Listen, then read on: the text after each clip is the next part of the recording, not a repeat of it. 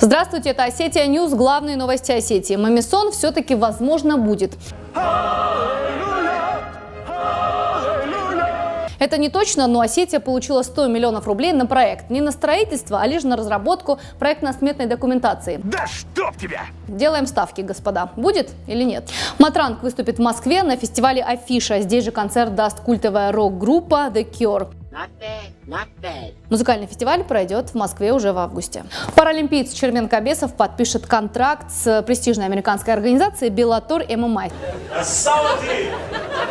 Сейчас спортсмен находится в США и тренируется с одним из сильнейших бойцов UFC Джоном Джонсоном. Спортсмен из Осетии выиграл чемпионат мира по легкой атлетике среди глухих. Константин Хиленко стал лучшим в семиборье, установив мировой рекорд. Параллельно серебряным призером он стал по прыжкам в высоту. Больше новостей на нашем сайте ossetia.news.